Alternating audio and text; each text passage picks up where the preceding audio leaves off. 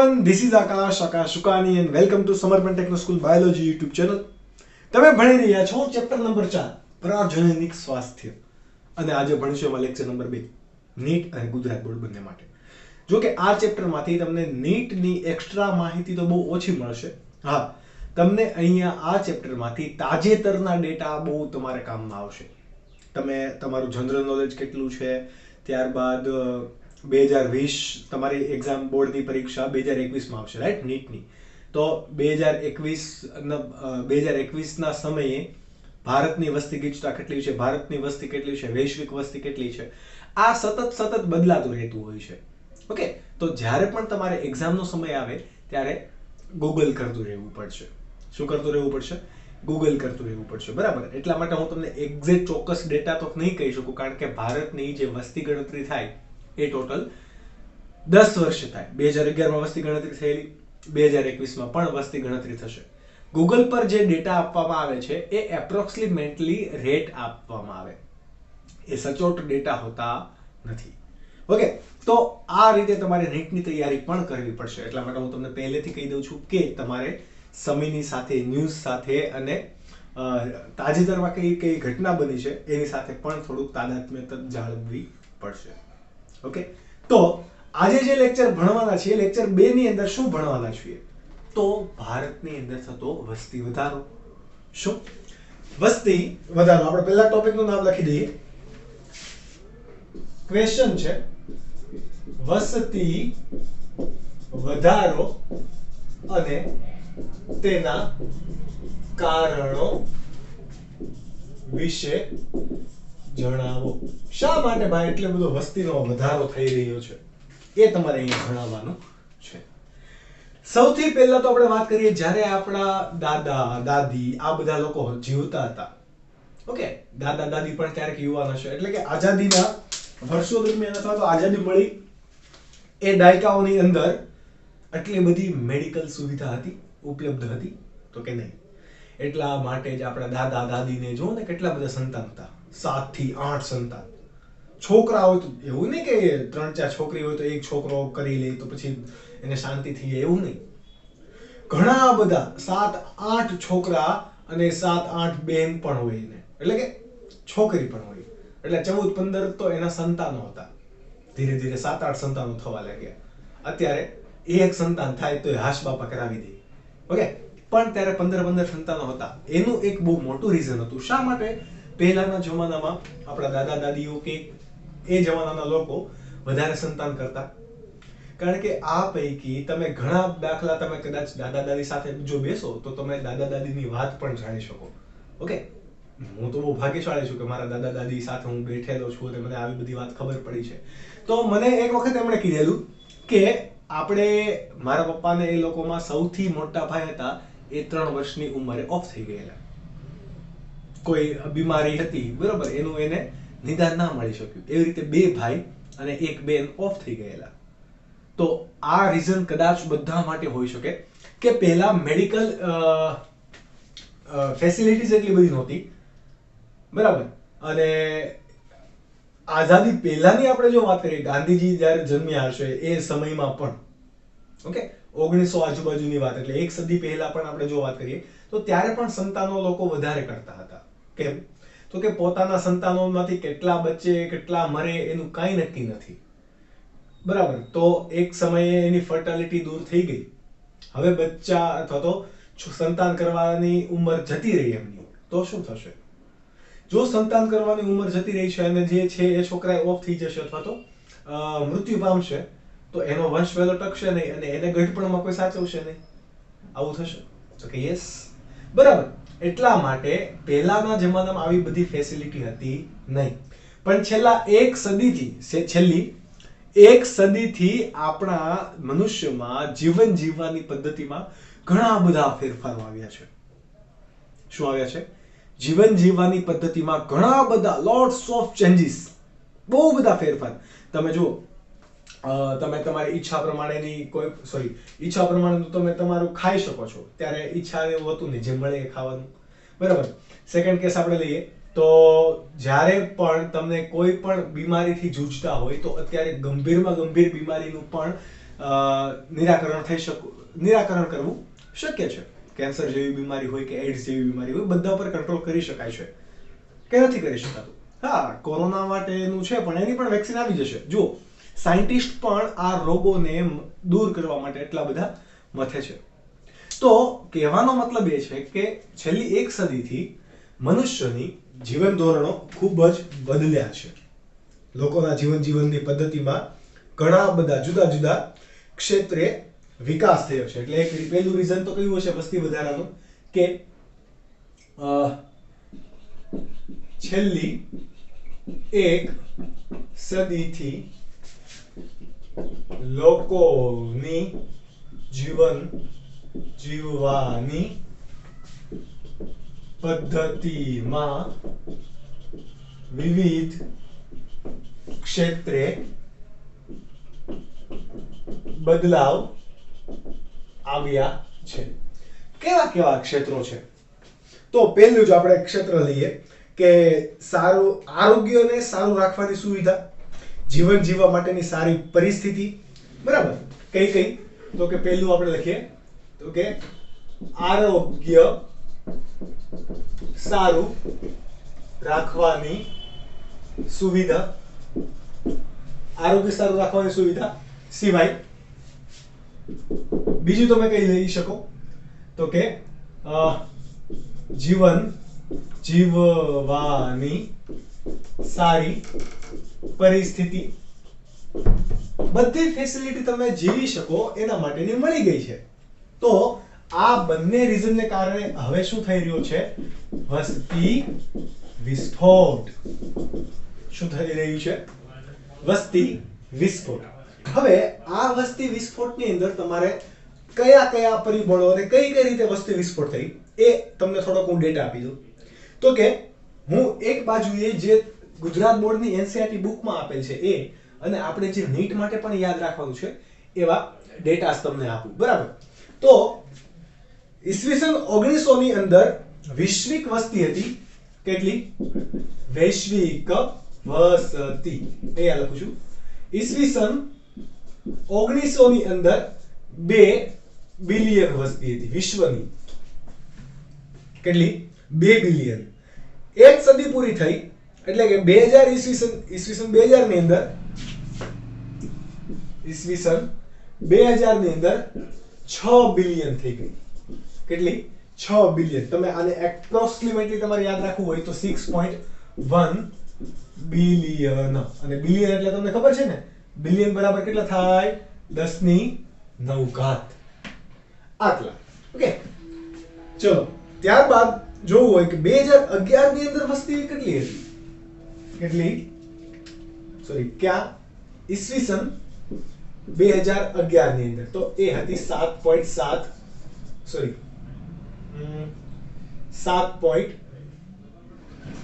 તમે એને 7 બિલિયન પણ કહી શકો, કારણ કે તમને એક્ઝેક્ટ ચોક્કસ આંકડા ઘણી જગ્યાએ આપતા નથી. તમને બુકની અંદર પણ 7 બિલિયન કહેતા હશે, પરંતુ એક્ઝેક્ટ લખો 7.2 બિલિયન. હવે આપણે 2019 હજી 2020 અંત નથી થયું. બરાબર? એટલે આપણે હજી કહી ના શકીએ, પરંતુ 2019 ના અંતે જે વસ્તી હતી એ કેટલી હતી? 7.7 બિલિયન. અને અત્યારે ગૂગલ પ્રમાણે જો વસ્તી ગણતરી આપણે કરવા જોઈએ તો 2020 ની અંદર અંતિમ તબક્કે કેટલી વસ્તી હશે? 7.83 બિલિયન લોકો અત્યારે છે. બરાબર? પરંતુ આ કેવો છે? હજુ 2020 ચાલી રહ્યું છે, એટલે હજી આનો એક્ઝેક્ટ ડેટા આપણે આને કહી શકીએ નહીં. આ વૈશ્વિક વસ્તીની વાત કરી. કોની? વૈશ્વિક વસ્તીની. હવે ભારતમાં જો વાત કરીએ તો ક્યાં? ભારતની અંદર વાત કરીએ તો ભારતમાં આપણે અહીંયા લખી દઈએ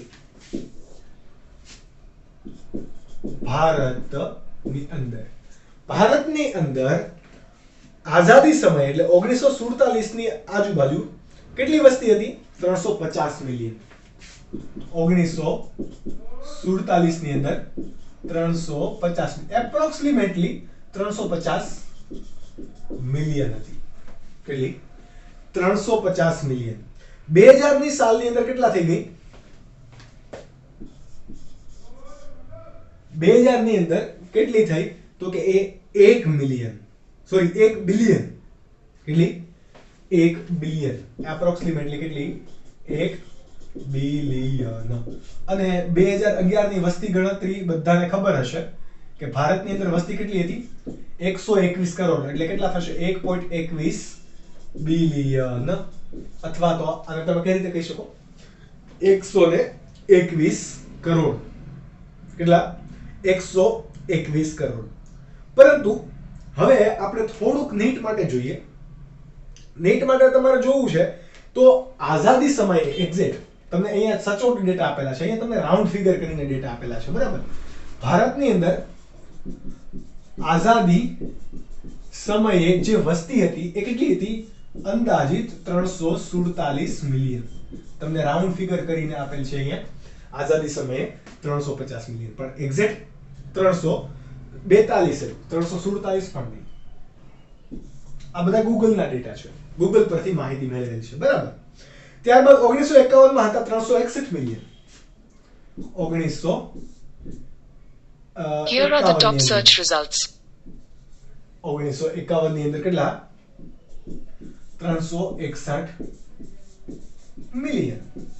પછી જે કઈ વસ્તી વધારો થયો છે, વસ્તીમાં વિસ્ફોટ થયો છે, કેમ? તો કે હવે આપણે આઝાદ થઈ ગયા, કરો જે કરવું હોય એ. તો 1991 ની અંદર સીધા 846 મિલિયન. 1991 ની અંદર 846 મિલિયન. આ તો કઈ ઠીક છે. પછી થોડુંક મોડર્નાઇઝેશન આવ્યું એટલે 2001 ની અંદર 1.02 બિલિયન અથવા તો એને 1027 મિલિયન પણ કહી શકાય. 2001 ની અંદર કેટલું થયું? મિલિયન. અને તમારે આને બિલિયનમાં કેવું હોય તો 1.027 બિલિયન. ક્યારે? 2001 ની અંદર. અને માર્ચ 2011 ની આપણે વાત કરી તો એમાં કેટલું હતું? 1.21 બિલિયન. હજુ વસ્તી ગણતરીનો આપણે ડેટા કોનો લઈ શકીએ? વસ્તી ગણતરી રાષ્ટ્રીય લેવલ પર સચોટ રીતે થતી હોય તો એ માર્ચ 2011 માર્ચ થી મે મહિનામાં થઈ હતી, બરાબર? તો માર્ચ 2011 ની આપણે વસ્તી ગણતરી લઈ શકીએ, કારણ કે હજુ 2021 ની વસ્તી ગણતરી રાષ્ટ્રીય સ્તરે થઈ છે નહીં. એટલા માટે આપણે એના ડેટા યાદ રાખવા પડશે. તો માર્ચ 2011 ની અંદર પુરુષની સંખ્યા કેટલી હતી? પુરુષની સંખ્યા હતી 623 મિલિયન. કેટલી?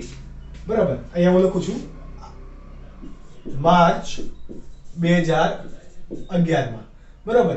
પુરુષને આ નિશાની વડે હું દર્શાવી શકું અને સ્ત્રીને આ નિશાની વડે, બરાબર? પુરુષની સંખ્યા કેટલી હતી? 623 મિલિયન. કારણ કે બધાને પુરુષ જ કરવો, છોકરી જોતી, છોકરી તો જોતી જ નથી, છોકરો જ જોતો, બરાબર? અને છોકરી કેટલી હતી? 586 મિલિયન. હવે તમને એવું લાગતું છે કે સર થોડોક એવો જ ફરક છે. આ થોડોક એવો ફરક નથી, બહુ ફરક છે, મિલિયનમાં વાત ચાલે છે. ઓકે, તો આમાં કેટલા લોકો તો કુંવારે રહી ગયા છે, હે કે નહીં? પરંતુ આ નર અને માદા એટલે કે પુરુષ અને સ્ત્રીનો રેશિયો કેટલો હતો? 1000 પુરુષની સાપેક્ષે 946 સ્ત્રી હતી. કેટલી? 1000 પુરુષની સામે 946 પણ નહીં, 940 સ્ત્રી. એટલે કે દર 1000 પુરુષે 60 વાંઢા. એના માટે છોકરી છે જ નહીં. ભારતની અંદરની વાત છે, પછી એ ગમે ત્યાંથી લાવે તો વાત અલગ છે. ઓકે, ઘણા લોકો અહીંયાથી એક્સપોર્ટ પણ થઈ જાય, એટલે કે વિદેશની અંદર રહેવા માટે પણ જતા હોય. પણ આ રેશિયો છે કે જેને શું કહેવાય? સ્ત્રી પુરુષ રેશિયો, અથવા તો આને કહેવાય છે પુરુષ સ્ત્રી રેશિયો. હાલમાં વિશ્વની વસ્તીના ભારત કેટલા ટકા ભાગ લો કે? તો આપણે વાત કરેલી કે અહીંયા લખો કે હાલમાં ભારત વૈશ્વિક વસ્તીના આમ તો 16.87% તમને ચોપડીમાં કીધું એ પ્રમાણે, પરંતુ હકીકતમાં 17.74% ભાગ ભજવે. કેટલા? 17.74%. હવે ભારતની અંદર વસ્તી ગીચતા વિશ્વમાં સૌથી વધારે. કેટલી વસ્તી ગીચતા છે? તો કે 460 કિલોમીટર પર સ્ક્વેર. 460 પ્રતિ કિલોમીટર સ્ક્વેર. આ શું છે? ભારતની વસતી ગીચતા, density, population density. Okay, 1 kilometre સ્ક્વેરમાં કેટલા લોકો રહે છે? 460 લોકો રહે છે. 1 કિલોમીટર ચોકઠાની અંદર કેટલા લોકો? 460. એવો ભારત ભલે મોટો દેશ વિશ્વમાં 7મા નંબરે આવતું હોય, બરાબર, વિસ્તારની દ્રષ્ટિએ, પરંતુ વસ્તી ગીચતામાં પહેલા નંબરે, પોપ્યુલેશનમાં બીજા નંબરે. પહેલા નંબરે કોણ? ચાઇના. અને એ સમય દૂર નથી કે ભારત એને ગર્વની સાથે પાછળ મૂકી દેશે. બરાબર, આવું ના થવા દેતા, બીકોઝ અત્યારે RCH અને કુટુંબ નિયોજન ઘણા બધા પ્રયોગો લઈને આવી રહી છે. કયા કયા પ્રયોગો છે એ પણ આપણે જોઈશું, પણ આ તમારે બધા ડેટા યાદ રાખવાના છે. શાના માટે? નીટ માટે. શાના માટે? નીટ માટે. હવે એક શબ્દ છે ડેમોગ્રાફી. શું છે? ડેમોગ્રાફી. ડેમોગ્રાફી કોને કહેવાય છે? તો માનવ વસ્તીના વૈજ્ઞાનિક અભ્યાસને શું કહેવાય? વસ્તીશાસ્ત્ર. અને ઇંગ્લિશમાં શું કહેવાશે? ડેમોગ્રાફી. ડેમોગ્રાફી. નીટ માટે યાદ રાખજો કે માનવ વસ્તીના વૈજ્ઞાનિક અભ્યાસને શું કહેવાય? વસતી શાસ્ત્ર. પરંતુ ડેમોગ્રાફી એ કેવો છે? ગ્રીક શબ્દ કે જેમાંથી ડેમો નો મતલબ થશે વસતી. શું થશે? વસતી. અને ગ્રાફ નો મતલબ શું થશે અહીંયા? તો કે શાસ્ત્ર.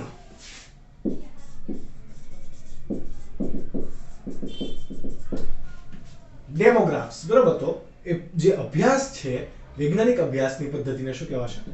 ડેમોગ્રાફી. હવે આટલા બધા આપણે આ વસ્તી વધારા વિશે વાત કરી. હવે તેના કારણોની પણ વાત કરવાની છે. આપણે બે કારણો તો હમણાં જોયા કે સારું સવલતો અને સારું આરોગ્ય સુવિધા. આ બે તો છે, પરંતુ વસ્તી વધારાના મુખ્ય 4 કારણો છે. કેટલા? 4 કારણો. હું તમને અહીંયા લખી દઉં, એ તમારે યાદ રાખવાના છે. પહેલું છે મૃત્યુ દરમાં ઘટાડો થઈ ગયો. શું થયું? બરાબર, કે વસ્તી વિસ્ફોટના કારણો પૈકી પહેલો મૃત્યુ દરમાં ઘટાડો. બીજું જે છે એ છે માતૃ મૃત્યુ દરમાં ઘટાડો. આ તમને હું બધામાં સમજાવું. માતૃ મૃત્યુ દરમાં ઘટાડો, કે જેને શોર્ટ ફોર્મમાં શું કહેવાશે? MMR. શું કહેવાય? MMR. MMR નું પૂરું નામ છે, જે તમારે યાદ રાખવાનું છે નીટ માટે, છે maternal mortality rate. Maternal mortality rate. બરાબર, મેટરનલ મોર્ટાલિટી રેટ. ત્યારબાદ શિશુના મૃત્યુ દરમાં ઘટાડો. એ પણ શું છે? વસ્તી વિસ્ફોટનું કારણ. એને શું કહેવાશે? IMR. શું કહેવાશે? જેમ આને MMR કીધું એમ આપણે આને શું કહીશું? IMR. તો IMR નું પણ પૂરું નામ આપણે જાણવું પડશે. IMR એટલે કે infant mortality rate. Infant mortality rate. આ બંને નીટ માટે તમારે પૂરા નામ યાદ પણ રાખવાના છે. અને છે ચોથું કારણ કે જે લોકો પ્રજનન વય જૂથમાં આવે છે. પ્રજનન વય જૂથ એટલે કે જે લોકો કેપેબલ છે કે પ્રજનન કરી શકે. ઓકે, 13 વર્ષથી નાના બાળકો પ્રજનન કરી શકે તો કે નહીં. 60 વર્ષથી મોટા લોકો પ્રજનન કરી શકે તો કે નહીં. એ વચ્ચેના બધાને શું કહેવાશે? પ્રજનન વય જૂથ. તો પ્રજનન વય જૂથમાં લોકોની સંખ્યામાં શું થઈ રહ્યો છે? વધારો થઈ રહ્યો છે. આ 4 પરિબળો વસ્તી વિસ્ફોટના કારણો છે. મૃત્યુદરમાં ઘટાડો છે. કોના કારણે? સારું આરોગ્ય મળ્યું એટલા કારણે, અને ગંભીર રોગો હતા જેના કારણે હવે સજીવ કોઈ મૃત્યુ પામી શકતો નથી અથવા તો પોતાનું આયુષ્ય લંબાવી શકે છે. એટલા માટે મૃત્યુદરમાં ઘટાડો થયો. પરિણામે વસ્તી જીવંત રહેશે અને વસ્તી વિસ્ફોટ થશે. માતૃ મૃત્યુ દરમાં ઘટાડો. તો પ્રેગ્નન્સી દરમિયાન ઘણી વખત બાળક અને માતા બંનેને જોખમ હોય. એ પૈકી ઘણીવાર માતા મરી જતી હોય અને બાળક જન્મતું હોય, અથવા તો બાળક મરી જતું હોય, માતા જન્મતી હોય. તો માતૃ મૃત્યુ દરમાં ઘટાડો. અને માતૃ એકમાત્ર એવી આપણે મનુષ્યની અંદર કહેવાય કે જે બાળકને જન્મ આપી શકશે. હવે માતૃ મૃત્યુ દરમાં ઘટાડો થયો તો એ વધારે બાળકને જન્મ આપશે, પરિણામે વસ્તી વધશે. શિશુ મૃત્યુ દરમાં ઘટાડો. શિશુ જો મળી જાય તો એ વસ્તીમાં ચડે જ નહીં બિચારો. ઓકે, પરંતુ એના મૃત્યુ દરમાં ઘટાડો થયો છે, પરિણામે એ વસ્તીમાં પણ ગણાશે. અને એ શિશુ જ્યારે મોટું થશે અને પ્રજનનક્ષમ બનશે ત્યારે પ્રજનન કરીને એ વધારે વસ્તી પણ કરશે, પરિણામે વસ્તીમાં વધારો થઈ રહ્યો છે. ત્યારબાદ પ્રજનન વય જૂથમાં લોકોની સંખ્યામાં વધારો. આપણે જેમ કીધું એમ શિશુના મૃત્યુ દરમાં ઘટાડો થયો છે તો એક સમયે એ બધા પ્રજનન વય જૂથ વાળા બનશે. એ પણ શું કરશે? પ્રજનન કરીને વસ્તી વધારાની અંદર મદદ કરશે. તો આ મુખ્ય 4 કારણો કોના છે? વસ્તી વિસ્ફોટના. આ વસ્તુ તમે નોટ ડાઉન કરો, ત્યારબાદ ભણી આગળ. ત્યારબાદનો ટોપિક છે કે RCH કાર્યક્રમ અને વસ્તી નિયંત્રણ કરવા માટેના પગલાં અથવા તો વસ્તી વધારો અટકાવવા માટેના પગલાઓ. બરાબર, કેવો છે ટોપિકનું નામ? તો કે RCH કાર્યક્રમ અને વસ્તી વધારો અટકાવવાના પગલાઓ.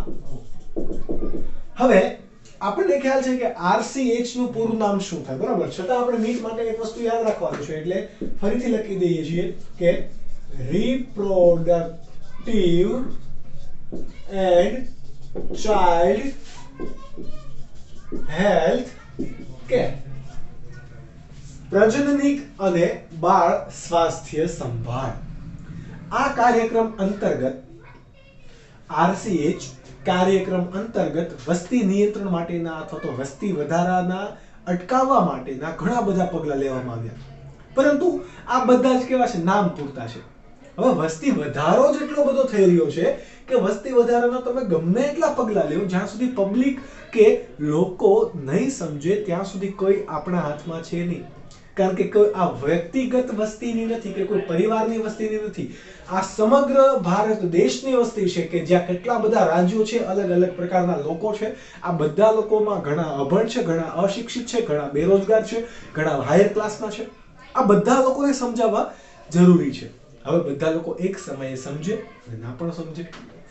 ઓકે, એટલા માટે થઈ આ RCH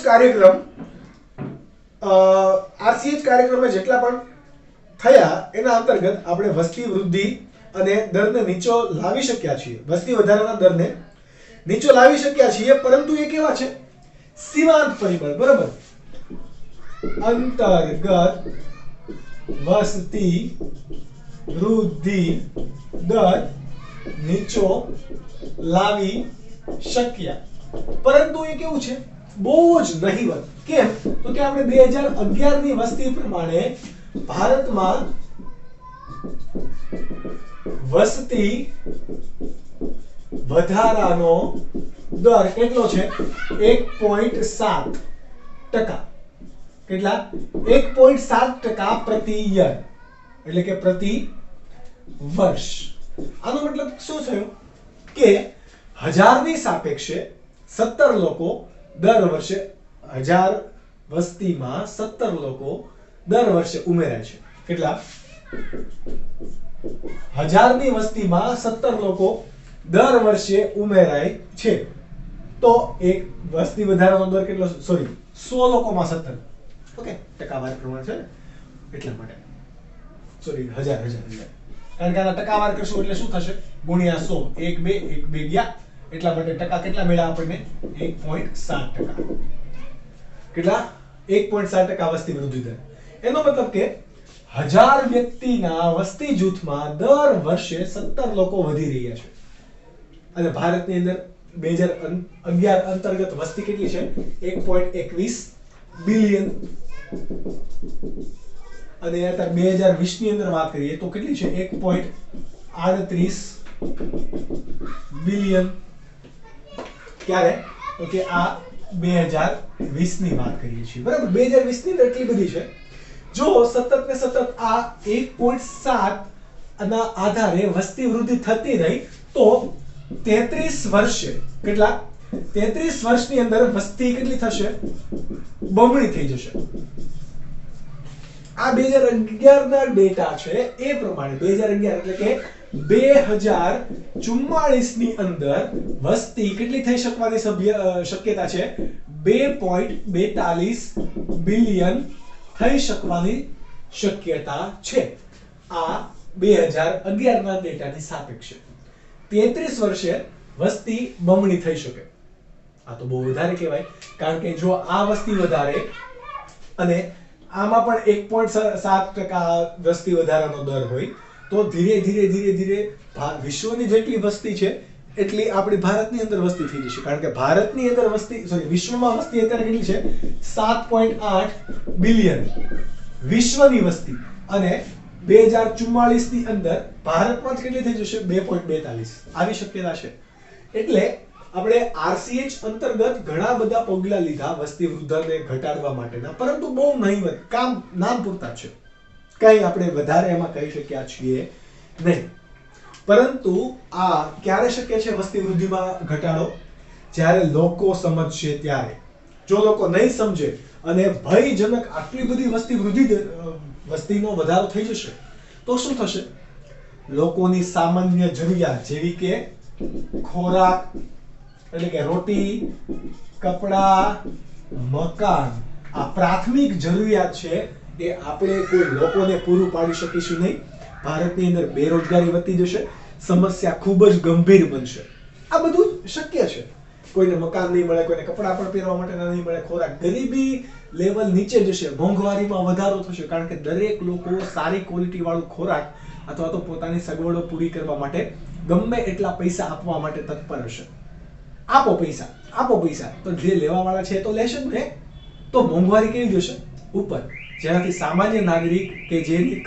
જે પોતે કેપેબલ નથી એ વધારે ખોરાક કે કપડા કે મકાન માટે પૈસા નહીં લઈ જઈ શકે તો એ શું થશે ગરીબી રેખાથી નીચે જશે ઓકે બહારથી થોડું નોઈસ આવે છે પણ થોડુંક તમે પણ મેનેજ કરજો ઓકે આપણે કોઈ નાના બાળકોને ગાઈડ કે પ્રોપર રીતે આપણે કંઈ કહી ના શકીએ એટલા માટે ઓકે ચલો રોટી કપડા મકાન જેવી પ્રાથમિક પરિસ્થિતિઓનું પણ આપણે કોઈનો આશરો પૂરો પાડી શકીશું નહીં એટલા માટે હાલમાં ઘણા બધા સૂત્રો અપાય છે વસ્તી વૃદ્ધિનું નિયંત્રણ કરવા માટે ઘણી બધા ટેકનિક અથવા તો ઘણા બધા પગલા લેવામાં આવે છે જેમ કે પહેલા આપણે કીધું હતું કે હમ દો હમારે દો એટલે કે હમ દો હમારે દો ભાગવાની વાત નથી અમે બે અને અમારા બે આવા નામ આપવામાં આવ્યું હાલના ધોરણે એટલે કે આપણી પેઢીની અંદર તો કે હમારા એક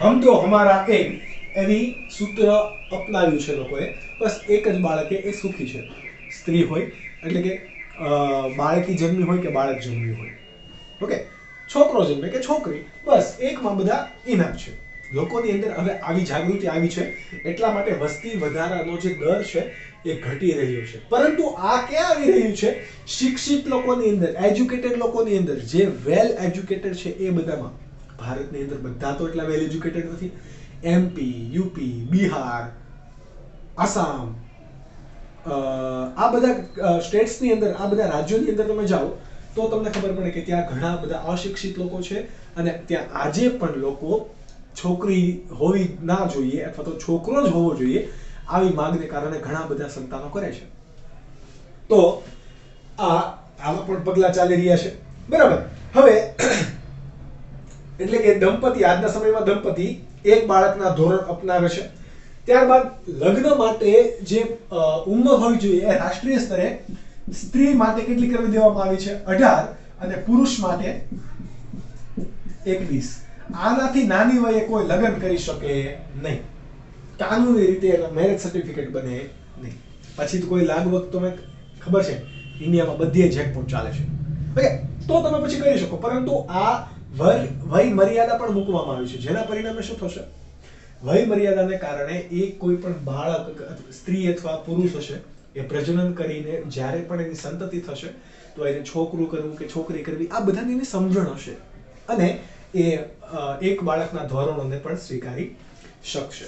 આની સિવાય પ્રજનન બાદ અથવા તો પ્રજનન કોઈ આકસ્મિક રીતે થયું હોય, છોકરું કરવાની અત્યારે ઈચ્છા ના હોય છતાં પણ પ્રજનન દરમિયાન વીર્ય છે અથવા તો શુક્રકોષો છે એ માદાના ગર્ભાશય સુધી પહોંચીને અંડવાહિની સુધી પહોંચી ગયા છે, ફલન થઈ ગયું છે, અથવા તો પ્રજનન દરમિયાન પ્રજનન પ્રક્રિયા તો કરવી છે ઓબ્વિયસલી. ઓકે, પ્રજનન પ્રક્રિયા કરવી છે પણ છોકરા કરવા નથી, તો એના માટે ઘણી બધી ગર્ભ નિરોધક પદ્ધતિ છે, એ પણ અત્યારે કાર્ય કરી રહી છે કે જે વસ્તી વધારાને કંટ્રોલમાં કરી રહી છે. બરાબર. ત્યારબાદ ગર્ભ અવરોધક પદ્ધતિ પણ છે, એટલે કે ઘણા બધી પિલ્સ, ઘણી બધી રસાયણ પદ્ધતિ, ઘણી બધી દવાઓ પણ છે કે જો આકસ્મિક રીતે કોઈ બાળક થયું હોય અથવા તો કોઈ ઈરાદા નથી પરંતુ કોઈ કારણે થઈ ગયું છે અથવા તો બળાત્કારનો કોઈ શિકાર હોય, એવા સમયે ફલન થયું હોવા છતાં પણ એને છૂટછાટ આપવામાં આવે છે કાનૂની રીતે કે એ પોતાના બાળકને અટકાવી શકે. એ પહેલા પ્રજનન દરમિયાન જ નિરોધ એટલે કે કોન્ડોમનો ઉપયોગ કરવો, મહિલા માટે પણ કોન્ડોમ આવે. ઓકે, કોપર ટીનો ઉપયોગ કરવો, નસબંધી કરાવી, આવી ભૌતિક, રાસાયણિક અને કુદરતી ઘણી બધી પદ્ધતિઓ એવી બહાર પાડવામાં આવી, લોકોને એનાથી શિક્ષિત કરવામાં આવ્યા કે આ પદ્ધતિ તમે ઉપયોગમાં લેશો તો કઈ કઈ પદ્ધતિ કુદરતી, ભૌતિક, રાસાયણિક, અંતઃસ્રાવી પદ્ધતિ, બરાબર, ઓપરેશન, સર્જરી વગેરે ઘણી બધી તકનીકી લાવવામાં આવી કે જેનાથી આપણે વધારે થતા વસ્તી વૃદ્ધિને અટકાવી શકાય. આ બધી જ ગર્ભ નિરોધક પદ્ધતિઓ અથવા તો ગર્ભ અવરોધક પદ્ધતિઓ એ જેમ કે કોન્ડોમ છે, તો કોન્ડોમ લોકો યુઝ કરે તો એને કોઈ એનાથી નુકસાન ન થવું જોઈએ કે પ્રજનન સમયે એ તમને નડવું ના જોઈએ અથવા તો કોઈ ખલેલ ના પહોંચાડવું જોઈએ, તો જ લોકો ઉપયોગમાં લેશે. અને સાઇડ ઇફેક્ટ્સ તો કોઈ પણ હોવી જોઈએ નહીં. તો કોઈ પણ ગર્ભ નિરોધક ટૂલ્સ છે અથવા તો કોઈ પણ શસ્ત્રો છે એ બધા જ કેવા હશે? ઉપયોગકર્તાને મદદરૂપ થઈ શકે એવા અને એમની સગવડને આધીન બનાવેલા હશે. ઓકે, તો આવી ભૌતિક, કુદરતી, રાસાયણિક ઘણી બધી પદ્ધતિ છે કે જેના વડે આપણે વસ્તી વધારાને નિયંત્રણમાં લાવી શકાય. એ પૈકી આપણે આજે કુદરતી પદ્ધતિ ભણીશું. ભૌતિક, રાસાયણિક અને અંતઃસ્રાવી પદ્ધતિ થોડી મોટી છે, તો એને આપણે લેક્ચર નંબર 3 માં ભણીશું. ઓકે, તો તમે આ વસ્તુ પહેલા નોટ ડાઉન કરી લો, ત્યારબાદ ભણીએ વસ્તી વધારાને અટકાવવા માટેના કુદરતી કારણો, કુદરતી પદ્ધતિ.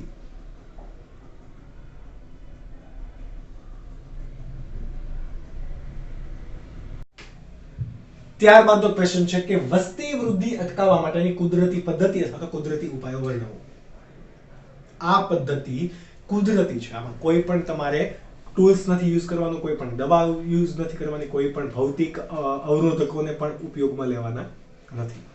તો કઈ કઈ પદ્ધતિ છે? આ પદ્ધતિ શું કાર્ય કરશે કે શુક્રકોષને અંડકોષ સુધીના ફલનને અથવા તો શુક્રકોષને અંડકોષ સુધી પહોંચતું અટકાવશે. તો આ પદ્ધતિને કુદરતી પદ્ધતિ કહેવાશે. બરાબર. તો આ પદ્ધતિની અંદર 3 પદ્ધતિ છે, 3 ઉપાયો છે. કેટલા? 3 ઉપાયો. એ પૈકી પહેલો ઉપાય છે કે નિયતકાલીન સંયમ અથવા તો સામયિક સંયમ. સામયિક અથવા તો નિયતકાલીન સંયમ. બરાબર. ત્યારબાદ છે બાહ્ય સ્ખલન અથવા તો સંપનન અંતરાલ અથવા તો સમાગમ અટકાવવું. બાહ્ય સ્ખલન, સંપનન અંતરાલ. બરાબર. આ એક બીજી પદ્ધતિ છે. ત્યારબાદ ત્રીજી પદ્ધતિ છે દુગ્ધ સ્ત્રવણ એમોનોરિયા અથવા તો મેનોરિયા. દુગ્ધ સ્ત્રવણ એમોનોરિયા અથવા તો બીજું છે મેન્હોરિયા અથવા તો એને કહેવાય ઋતુ ચક્રની ગેરહાજરી. ચલો ત્રણે આપણે ડિટેલમાં સમજીએ. પહેલું છે સામયિક સંયમ કે નિયતકાલીન સંયમ. આપણે જ્યારે ચેપ્ટર નંબર 3 ભણ્યા ત્યારે માદાની અંદર મનુષ્યમાં સ્ત્રીનું ઋતુચક્ર પણ ભણ્યા. આ ઋતુચક્ર ભણ્યા તો એની અંદર શું હતું, આપણે ચાર્ટ ભણેલા ત્યારે એવું ભણેલા કે ઋતુચક્રના 14મા દિવસે શું થાય છે, અંડપતન થાય છે. અને અંડપતન બાદ આ અંડકોષ એ અંડવાહિની માંથી ઇથમસ જોડાણ સુધી આવી જાય છે. ખબર છે આવું કઈ હતું? યાદ કરો. ઓકે, અહીંયાથી અંડકોષ આ દિશામાં ગતિ કરીને અંડકોષ ક્યાં આવે? અહીંયા. ક્યારે? ઋતુચક્રના 14મા દિવસ પછી. અંડપાત ક્યારે થશે? અંડપાત 14મા દિવસે થાય. બરાબર. તો 14મા દિવસથી થોડા દિવસ બે દિવસની અંદર સુધી આ અંડકોષ અહીંયા રહેલો હશે. તો જ્યારે પણ આ હજુ અંડપતન થયું જ નથી ત્યારે જો કોઈ પણ વ્યક્તિ સમાગમ કરે છે, બરાબર, પછી ભલે વીર્ય કે શુક્રકોષ એ ગર્ભાશય સુધી આવે છે, પરંતુ અહીંયા અંડકોષ જ નથી, તો ક્યારે ફલન થશે? નહીં. ક્યારે વસ્તી બનશે? સોરી, બાળક કે ભ્રૂણ બનશે? તો કે નહીં, વસ્તી વધારો નહીં થાય. ઓકે, તો હું અહીંયા એવું કહું છું કે ઋતુ ચક્રના 10 થી 17 દિવસ શારીરિક સમાગમથી દૂર રહેવું. શા માટે 10 થી 17 દિવસ? કારણ કે ઋતુ સ્ત્રાવ કેટલા દિવસનો હોય છે? 3 થી 5 દિવસનો હોય. એટલે કે કોઈ સજીવની અંદર, એટલે કોઈ વ્યક્તિમાં ક્યારેક 3માં ત્રીજા દિવસે ઋતુસ્રાવ પતી જશે તો નવું સાયકલ ત્યારે શરૂ થશે, ઘણામાં 5મા દિવસે પતશે તો નવું સાયકલ પછી શરૂ થશે. તો એના 14મા દિવસ આ 10 થી 17મા દિવસની એપ્રોક્સિમેટલી આવે. તો આટલા દિવસ તમારે ભાઈ ટાઈમ લઈ લેવો. 10 થી 17 દિવસમાં કંઈ નહીં થઈ જાય, પછી આપણી લાઈફ છે. ઓકે, તો આ એક વસ્તુ ધ્યાનમાં રાખવું કે 10 થી 17 દિવસ શારીરિક સમાગમથી દૂર રહેવું, એટલે કે નિયતકાલીન થોડોક સંયમ રાખો ભાઈ, યાર થોડા ઇંતજાર કરો, કંટ્રોલ કરો, ભાગી થોડી ના જા રહે એમ. ઠીક है? તો એ રીતે 10 થી 17 દિવસ સમાગમ ના કરો તો કુદરતી રીતે શુક્રકોષ એ ક્યારેય અંડકોષ સુધી મળી શકશે નહીં. ત્યારબાદ બીજી તકનીક છે બાહ્ય સ્ખલન અથવા તો સંપનન અંતરાલ. મૈથુન ક્રિયા અથવા તો શારીરિક સમાગમ બાદ શુક્રકોષો અથવા તો વીર્યને ક્યારેય યોનિ માર્ગની અંદર જવા દેવાના નહીં. એના માટે કુદરતી રીતે શું કરી શકો? કાં તો તમે નિરોધનો ઉપયોગ કરી શકો, પરંતુ અહીંયા નિરોધનો ઉપયોગ નથી કરવાનો, કુદરતી પદ્ધતિ લેવાની છે. નિરોધ ભૌતિક પદ્ધતિ થઈ જશે.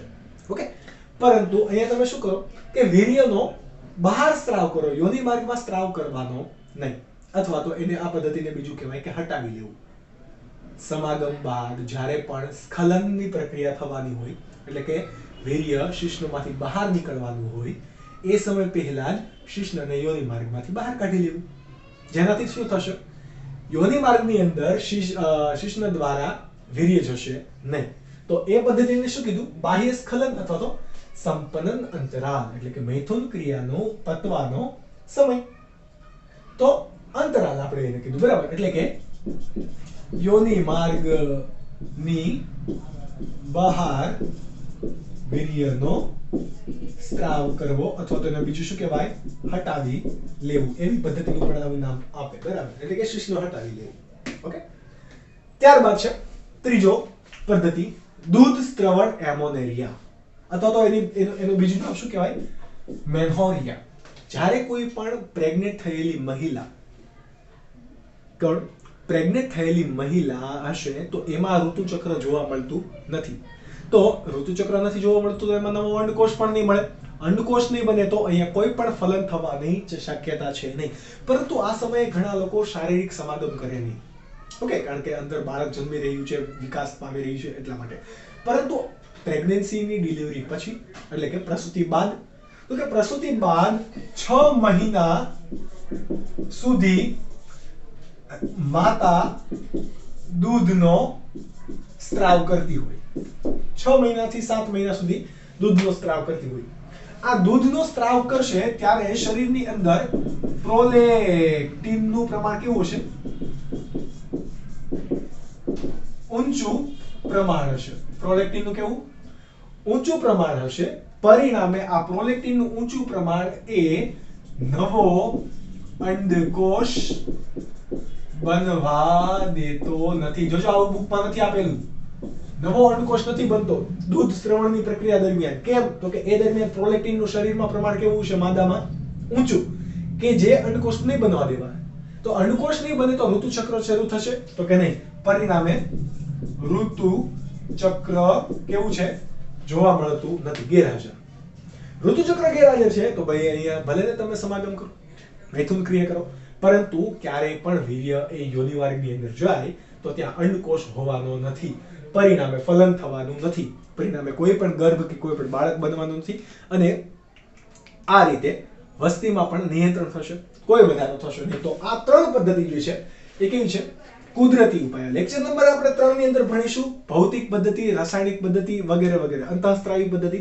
તો ત્યાં સુધી તમે આ ચેપ્ટરના એમસીક્યુ સોલ્વ કરતા રહો, થિયરી વાંચતા રહો, તાજેતરનું નોલેજ વધારે રાખો. મળીશું નેક્સ્ટ લેક્ચરમાં. ત્યાં સુધી bye bye and take care.